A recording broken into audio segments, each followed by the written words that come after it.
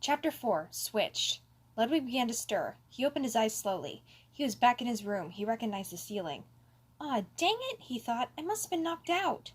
From across the room, Lemmy also began to stir. He rubbed his eyes and, in typical Lemmy fashion, let out the most ridiculous yawn of all time. Ludwig took immediate notice. "Lemmy, is that you?" "Yeah, it's me," Lemmy responded. Ludwig snickered. "I should have known. You're the only one who yawns like an anime schoolgirl." "Ha-ha, good one!" Lemmy exclaimed happily. He let out a sigh. "You know, the fight was the last thing I remember before waking up. Why is that?" "I'd imagine we were knocked out," Ludwig responded. "That's the last thing I remember as well." From a spot in Ludwig's bed, Lemmy adopted an expression of curious confusion. "Did we win?" Ludwig tried to remember what happened, as it was still a little blurry. "I don't know. I think we did." "Yeah, I'm pretty sure we did." This seemed like the most logical conclusion. After all, if they hadn't won, then Ludwig would have gotten his body stolen by the Duplighost. But that hadn't happened, and Ludwig was relieved. He was relieved to be back in his room, in his bed. Everything was how it was supposed to... Wait a minute. "Hey," Ludwig said to Lemmy, "when did you put a sock monkey in my bed?" From across the room, Lemmy felt immensely confused. "I didn't put a sock monkey in your bed." Ludwig looked to his right and saw that he was surrounded by sock monkeys. He lifted the comforter and saw that it was not royal blue like the cover of his bed. It was white with rainbow polka dots. "Well, no wonder. This is your bed," Ludwig said. Why in the world was he in Lemmy's bed? Obviously his siblings were the ones who carried him and Lemmy off to their room. Did they do this as some sort of joke? If that was the case, it wasn't funny. It was confusing. "Whatever," Ludwig said as he sat up in bed. He rubbed his eyes, trying to get the sleep out of them. "Ludwig?" "What is it, Lems?" Ludwig's voice trailed off when he lifted his head. "How is this possible? Lemmy?" Lemmy nodded his head nervously. Except it wasn't his head exactly. It was Ludwig's. Lemmy looked exactly like Ludwig. Ludwig screamed, and Lemmy did the same thing. "What's going on?" Ludwig shrieked once he had stopped screaming. "I was just about to ask that," Lemmy responded. There was no doubt that it was Lemmy. It sounded just like him. "Why do you look like me? Why do you look like me?" It took a moment for Ludwig to process that statement. He looked at his hands. They were smaller than usual. He felt his face. The eyes were bigger, and the snout was a different shape. He felt his hair, and when he did, he let out a frightened gasp. It was sticking straight up, and he had a ponytail! Ludwig had a ponytail! "No," Ludwig said. "No, no, no, no, no!" As he said this, Ludwig jumped out of bed and rushed toward the mirror near the door. Just as he had feared, he didn't see himself in the mirror. He saw Lemmy. "Ah! My face! My hair!" Ludwig shook his head in disbelief. "My beautiful hair! It's gone!" Ludwig turned to Lemmy, who was just starting to get out of bed. Because you have it! Along with the rest of me!" Lemmy came over to the mirror. When he saw Ludwig's face staring back at him, his eyes grew wide. "Holy cow, we've swapped bodies! That's precisely what happened! We've swapped bodies!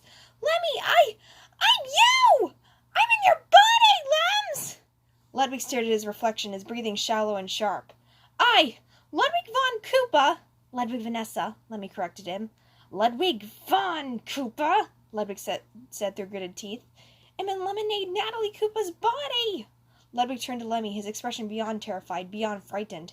"And the worst part is that since we swapped, not only am I in your body, but you're also in mine!" "No. No, no, no, no, no, no, no. This cannot be happening. This is not happening!" Ludwig closed his eyes and pinched himself on the arm. Then he slapped himself across the face. "What are you doing?" Lemmy asked. "Trying to wake myself up. Come on, Ludwig, wake up!" He slapped himself across the right cheek. "Wake up!" He did it across the left. Then he started alternating back and forth rapidly, all the while shouting, "Wake up, wake up, wake up, wake up!" When he did that, when he finished, he stared into the mirror, his hyperventilating becoming concerning. Lemmy looked at him with both sympathy and worry. "Ludwig," he said gently, "I don't think we're dreaming." Ludwig's breathing started to slow down. He took one deep exhale and closed his eyes, his expression looking pained. "This is real," he said quietly. He went over to his bed. Once seated, he started to examine himself. He felt Lemmy's mohawk. In terms of texture, it was much rougher than Ludwig's hair. Ludwig looked at Lemmy's feet. They were smaller and had definitely seen better days. Ludwig stared at Lemmy's left hand. Not his hand, Lemmy's. "This is impossible," Ludwig said in disbelief. "I can't believe that I'm... He shook his head and gave a scoff of fright and disgust. "You!" Ludwig allowed himself to fall backwards onto the bed. "I can't believe it either," Lemmy said as he started to come over. "And plus, it's really itchy in here." Ludwig sat back up and saw Lemmy scratching his arms. "Don't do that! You're going to ruin my skin!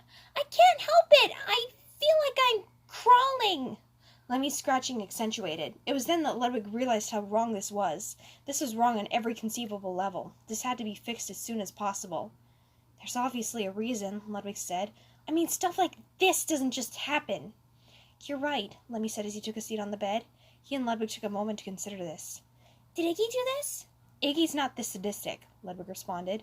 Lemmy looked at Ludwig with a look of fright. Did you do this? At this, Ludwig scoffed. I don't have the power that permits me to do this. Even if I did, I get no pleasure out of my own torment. Lemmy nodded his head and got to thinking again. Was it Kamek? He asked after a minute. Ludwig thought about this. It was a distinct possibility. After all, Magic Koopas did have transformation spells. However, Ludwig quickly disregarded the possibility. If Kamek had placed a transformation spell on them, then they wouldn't have retained their voices. No, it wasn't Kamek. Then who was it? Lemmy asked. Ludwig put his hand to his chin, considering every logical explanation. Then it clicked. It was the Duplighost. What? It was the Duplighost, Ludwig said as he turned to face Lemmy. Don't you remember what happened before we were knocked out? I was in my body, fighting the Duplighost. And then he tried to curse me, so I used my electricity to escape. And then I got hit by one of the blasts, Lemmy said as the pieces fell into place. That must be it. But how are you going to change back? I don't know, Ludwig admitted, but I think seeing Iggy would be the first step. Oh, yeah, Iggy's good with minds, Lemmy said with a smile. Sure, he loses his every once in a while, but he always manages to find it again. Ludwig stared at Lemmy. He had no idea whether Lemmy was making a joke or not. Nice, he said sardonically. All right, let's go. The less time I spend in this rag doll, the better. Lemmy nodded and sprung out of bed. Ludwig hopped down and tried to follow him. Unfortunately, his new legs wobbled like gelatin. He stumbled and fell. Lemmy looked back in concern. You okay? This is beyond awkward. Ludwig tried to stand up. It doesn't help that I'm the size of a Goomba. He took a step forward, but because he had trouble finding his balance, he almost tripped. Thankfully, Lemmy was able to catch him. Thanks, Ludwig said to his brother. He tried to stand up, but had to hold on to Lemmy for support. He turned to Lemmy with both genuine curiosity and incredulity. Do you even have a center of gravity? How do you get around in this thing? Well, after I find my balance, I just run everywhere. It helps to keep a water bottle on standby. Ludwig stared at Lemmy for a second. I'll keep that in mind. With that, they exited the room.